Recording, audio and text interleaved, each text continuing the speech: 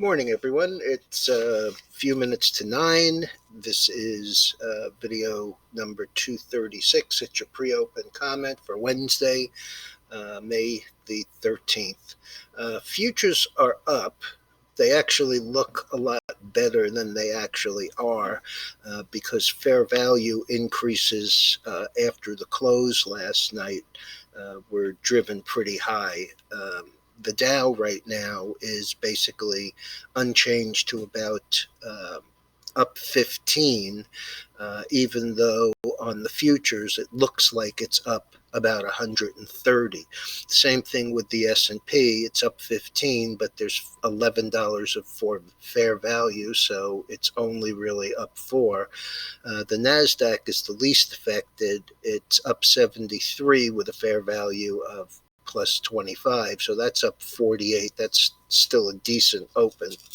Most of these things, though, are up,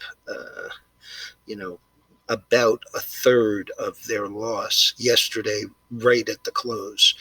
Excuse me. The bonds are up about 20, 30 seconds, which is 2/3 of a point approximately.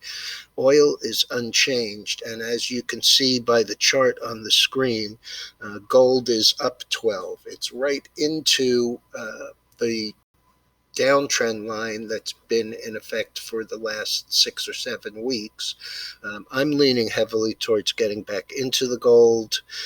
It hasn't been a great trade for us the last couple of times, so I'm going to give it a little bit more time to develop, see if it pulls back at all. But I have still the firm belief that we're going well through 1800, possibly as high to as 2000 sometime later in the year. And Bitcoin, which gapped down from 10,030 on Monday morning, has worked its way back up to about 9,100.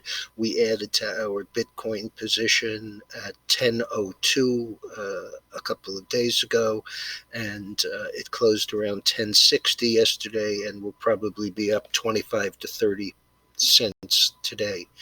The PPI number came out at the biggest 5-year drop at minus 1.3, was expected to be about minus 0.5. And in company news, Tesla looks like they're going to get their way to open in phases in Alameda, California. The Uber and Grubhub, whatever you want to call it, combination doesn't seem to be going anywhere fast, and both are unchanged to slightly lower than last night. CyberArk, the cybersecurity company, gave lowered Q2 guidance and withdrew guidance for the year 2020, and the stock is 103, down about 7. On the news side of it, corporate-wise, we're getting a lot of announcements from especially the big tech companies. Jack Dorsey came out with a statement that basically said you can work from home forever.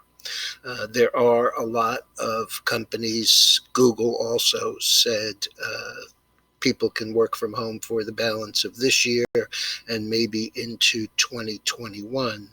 The effect that this will have on real estate, commercial real estate in particular, which has been in a 100-year uptrend, may spell some trouble there. And as for deals like WeWork, I'm going to guess that's very bad news. All right, folks, I'll be back later on.